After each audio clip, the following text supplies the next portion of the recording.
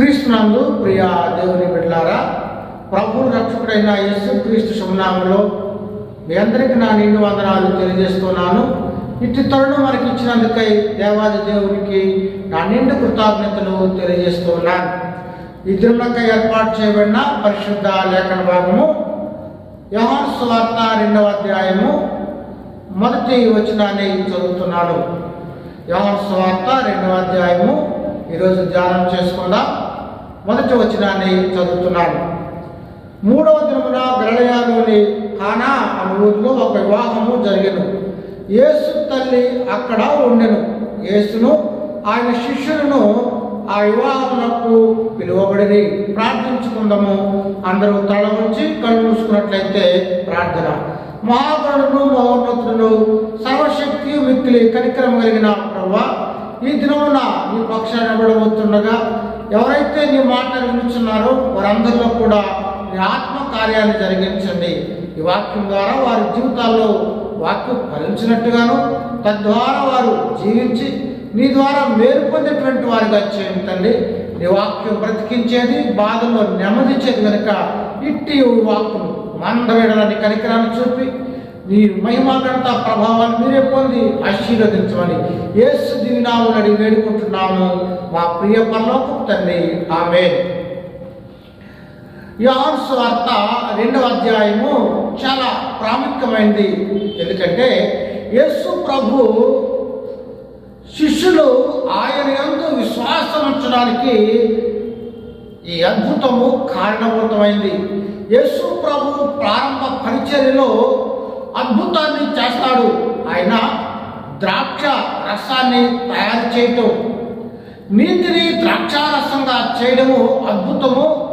ఈ అద్భుతం ప్రభు చేయటం ద్వారా ఆయన శిష్యులు ఆయన యందు విశ్వాసం ఉంచినటువంటి వారుగా మనము చూస్తున్నాం. ప్రభు యొక్క పరిచర్య ఒక వివాహంతో ఆయన ప్రారంభిస్తున్నాడు. అంటే ఆయన వివాహానికి ఎంతో ప్రాముఖ్యత ఇచ్చాడో కూడా మనం తెలుసుకోవచ్చు. పాత నిబంధనకు కూడా ఆది కాండం ప్రారంభంలోనే ఆయన వివాహ వ్యవస్థను ఆయనే చేశాడు. యేసుక్రీస్తు కూడా అద్భుతాన్ని వివాహంలో చేశాడు. యేసు ప్రభు పరిచర్య అనంతరము ఆయన పునరుద్ధారుడే. మరలా రానున్నప్పుడు గొర్రె పిల్ల మహోత్సవము జరగనయ్యింది. చూసారా? వీటన్నిటిని బట్టి చూస్తే ప్రభువు వివాహ వ్యవస్థకు ఎంత ప్రాముఖ్యతనిచ్చాడో మనము అర్థం చేసుకోవచ్చు. ప్రియులారా, బైబిలు 2వ అధ్యాయం 1 యోహాను సువార్తలో 3వ దినాన గలిలయలోని కానా అను ఊరిలో ఒక వివాహము జరిగెను. కానాలో యేసు ప్రభు ఒక వివాహానికి హాజరయ్యాడు. ఎప్పుడు? 3వ దినాన. సామాన్యంగా యూదులు వివాహ కార్యక్రమాన్ని విందు 7 రోజులు చేస్తారు. యేసు ప్రభు అని శిష్యులు 3వ దినాన వారు హాజరయ్యారు. వివాహంలో ఈ తూర్పు దేశాలన్నింటిలో కూడా ద్రాక్షారసం అనేటువంటిది చాలా ప్రాముఖ్యతను సంతరించుకుంది. అది వివాహ వ్యవస్థలో విందులో ఆనందాన్ని, సంతోషాన్ని కలగజేసేటువంటిదిగా ఉంది. అయితే ఆ వివాహం జరుగుతున్నప్పుడు యేసు శిష్యులు, యేసు తల్లి కూడా అక్కడ ఉంది. వివాహానికి పిలువబడ్డారు. యేసు ప్రభు యొక్క దగ్గరి సంబంధులేమో వీరు. ఆయన వివాహానికి పిలువబడ్డాడు. 3వ వచనంలో ద్రాక్షారసం అయిపోయినప్పుడు యేసు తల్లి వారికి ద్రాక్షారసం లేదని ఆయనతో చెప్పగా ద్రాక్షారసం అయిపోయింది. ద్రాక్షారసం అయిపోవడం అనేది ఆ విందు యజమానుడికి, ఆ కుటుంబానికి కూడా ఎంతో అవమానకరమైనటువంటి స్థితి. అలాంటి స్థితిలో ఆ అక్రతలో ఉన్నారు. పిల్లరా, అక్రతలో ఉన్నటువంటి ఆ కుటుంబము ఆ వివాహంలోనికి యేసు ప్రభు వచ్చాడు. అద్భుతం కదా! మన కుటుంబ జీవితాల్లో, వ్యక్తిగత జీవితాల్లో, మన అవసరాల్లో ప్రభువును ఆహ్వానించాలనేటువంటిది మనం తెలుసుకోవచ్చు. యేసు తల్లి ఉంది అక్కడ. 4వ వచనంలో యేసు అమ్మా, నాతో నీకేం పని, నా సమయం ఇంకా రాలేదు. ప్రభు అంటాడమ్మా, నా సమయం ఇంకా రాలేదు. 5వ వచనంలో ఆయన తల్లి పరిచారికలను చూసి ఆయన మీతో చెప్పింది చేయడని చెప్పెను.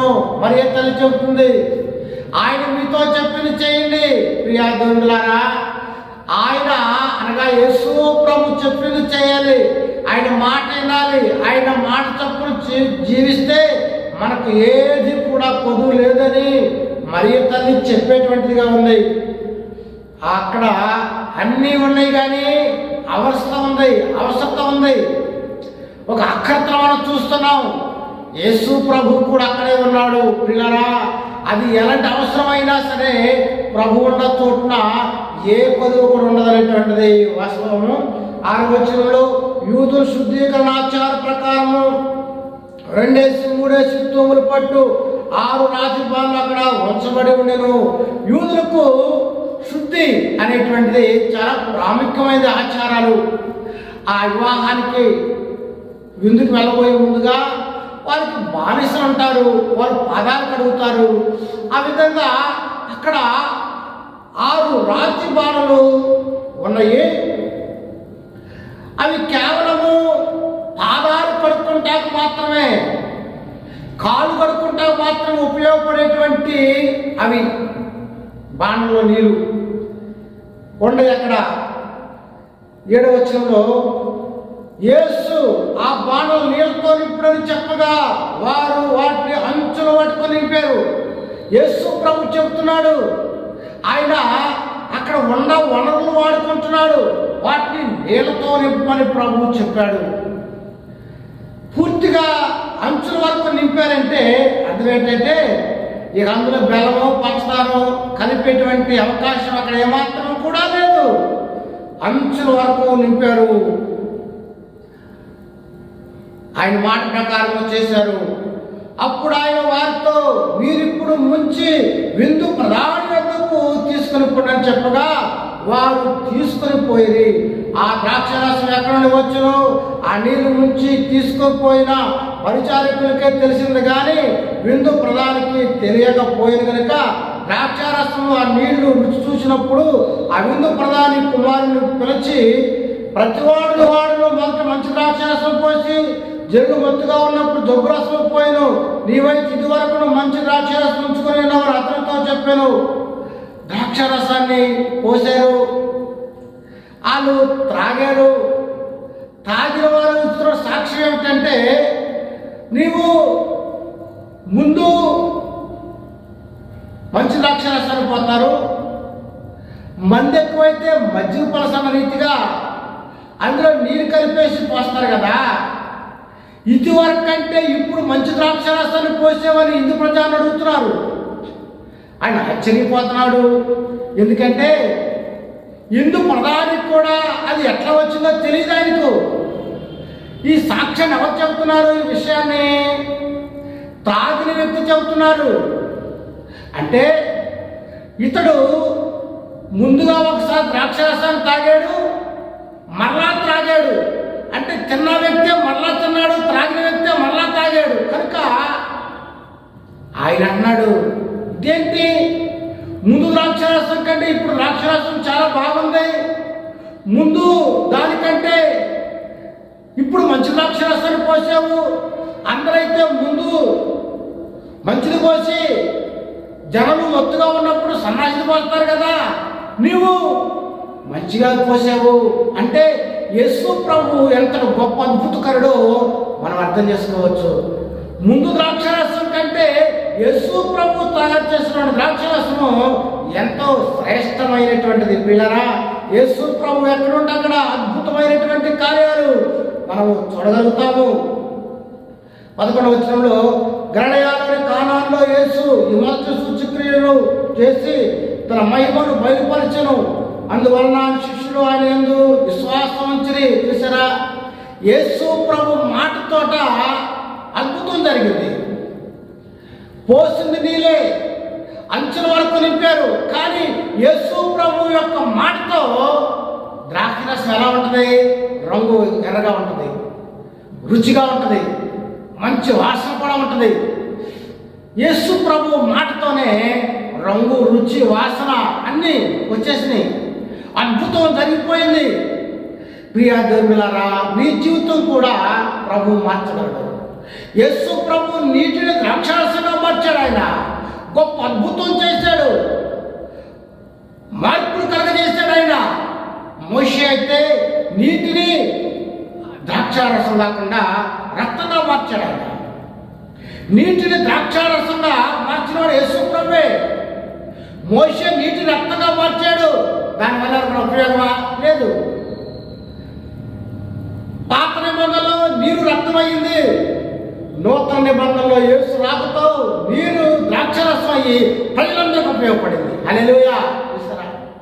అద్భుతకరుడు యేసు ప్రభు, ఏదైనా మార్చగలడు, అని ఏమైనా చేయగలడు.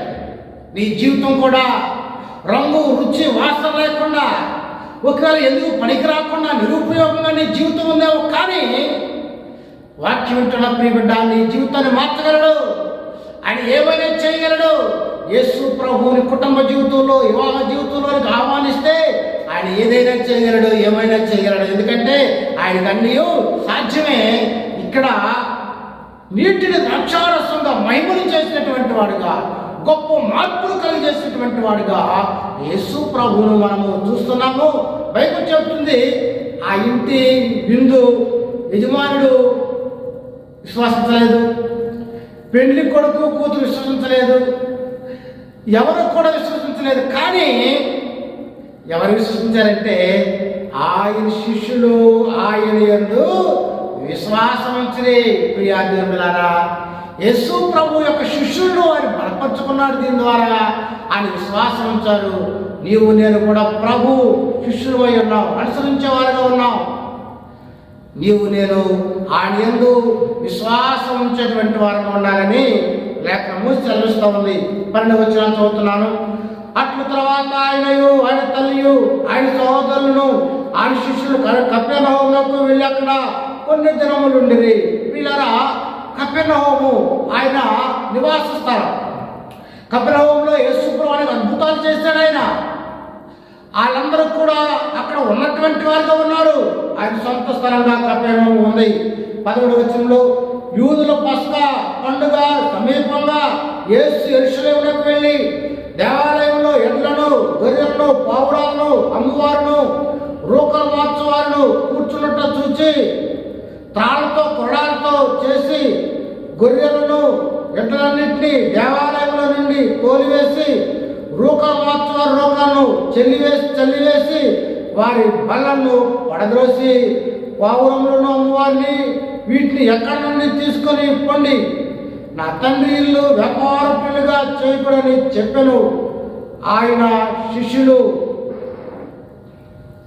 ప్రియా దేవులారా, చదువుకున్నటువంటి వాక్యంలో యేసు ప్రభు పస్కా పండగకి వెళ్ళాడు.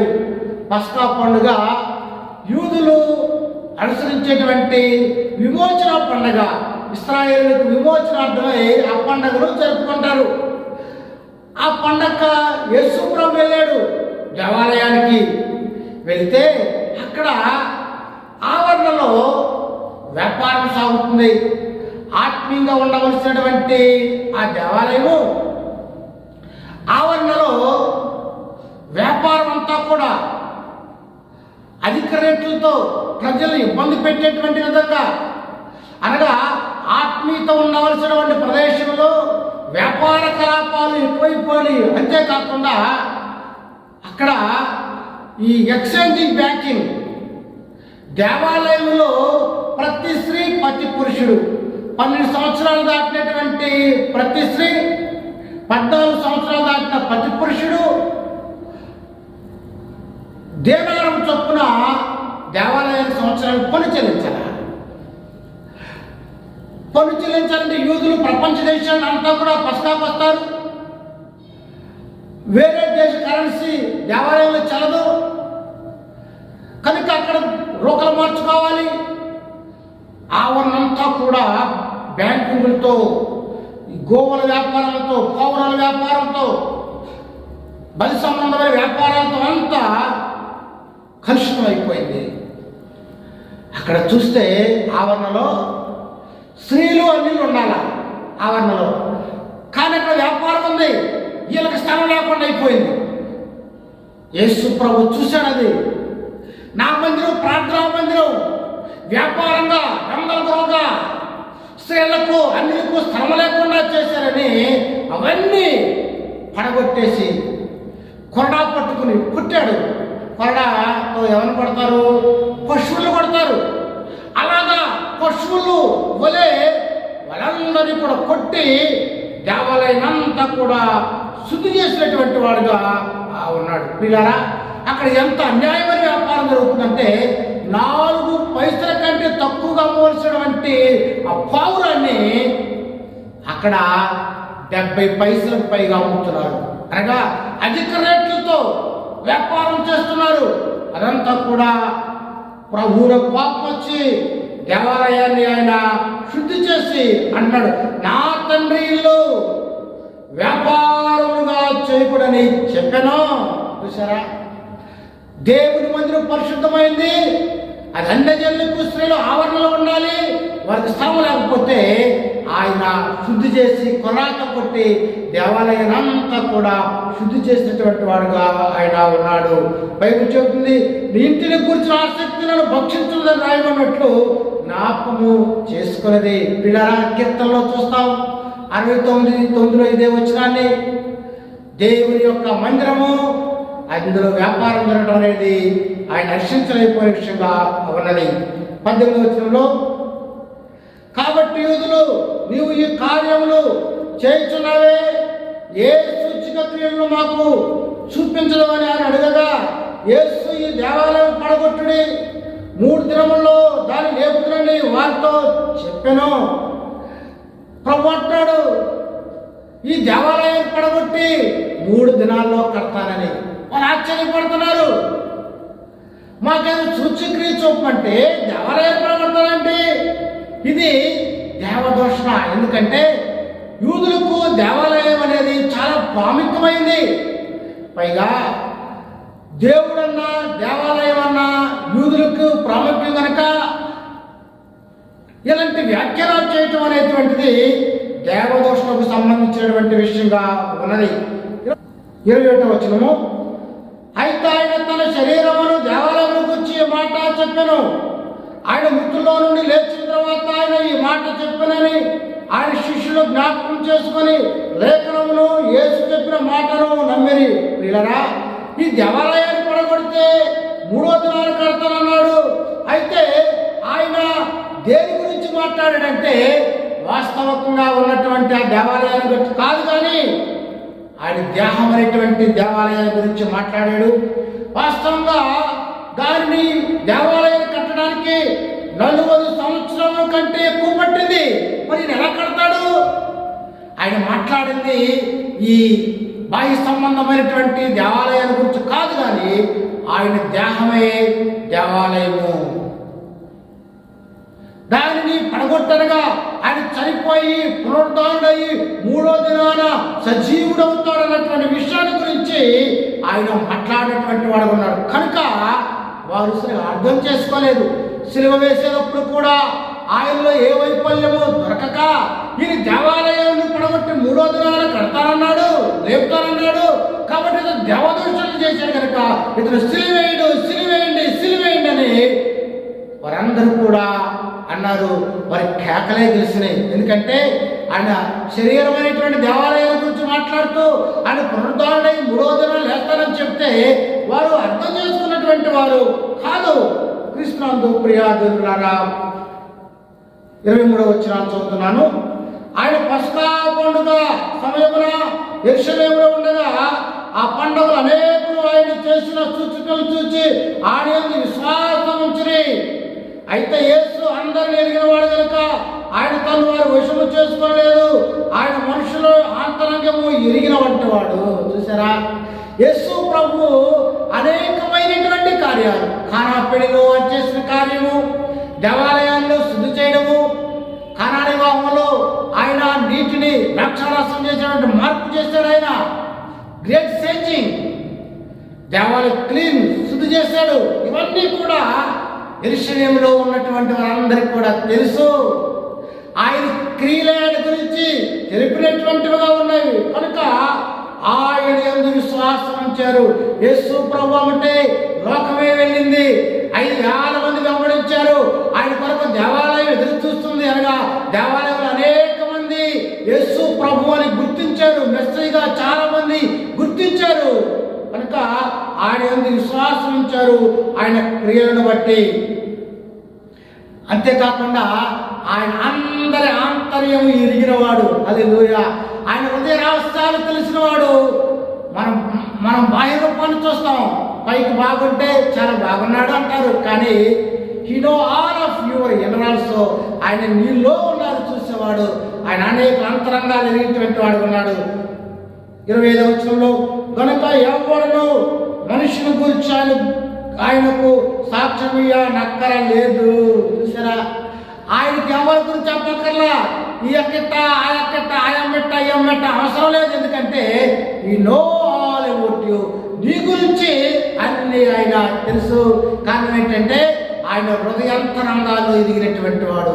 నీలో ఏముందో తెలియదు. అందుకే బైబిల్ చెప్తుంది, నీ కోరికలు సిద్ధంపజేసి ఆలోచన యావత్తును సఫలపరచును గాక. పిల్లరా, నీలో ఎంత దుఃఖం ఉందో పక్కనున్న వారికి తెలియదు, కానీ ప్రభుకైతే ఆయనకు సమస్తాన్ని ఎరిగినటువంటి గొప్ప దేవుడిగా ఆయన ఉన్నాడు. కారణం ఏంటంటే ఆయనకి ఎవరు చెప్పనక్కర్లేదు. ఆయన అంతరంగాలను ఎదిగినటువంటి వాడుగా ఆయన ఉన్నాడు. పిల్లరా, యోహాను సువార్త 2వ అధ్యాయంలో ఆయన నీటిని ద్రాక్షారసాన్ని ఇచ్చాడు. అనగా గొప్ప మార్పు, గ్రేట్ సెంచింగ్. నీ జీవితంలో రంగు లేకుండా, రుచి లేకుండా, వాసన లేకుండా అనగా నిరుపయోగంగా ఉందేమో, నీటిని ద్రాక్షారసం అద్భుతాన్ని చేసిన దేవుడు నీ జీవితంలో కూడా అద్భుతాన్ని చేసేటువంటి వాడు ఉన్నాడు. అంతేకాకుండా ఆయన దేవాలయాన్ని శుద్ధి చేశాడు. అపవిత్రతనంతా కూడా, వ్యాపారాన్నంతా కూడా తీసివేసినటువంటి వాడుగా ఉన్నాడు. పిల్లరా, ఆయన హృదయాంతరంగాలు శుద్ధి చేసేటువంటి వాడుగా ఉన్నాడు. అంతేకాకుండా చివరి వచనంలో మనం చూస్తూ ఉన్నాం, ఆయన అంతరంగాలు ఎదిగినటువంటి వాడు.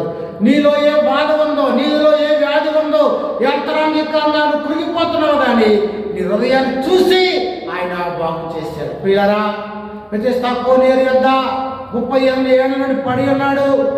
ఆయన దగ్గరికి ప్రభు వెళ్ళి స్వస్థ పొందగోరుచున్నావా? ఆయన అంతరంగాన్ని తెలుసుకున్నాడు.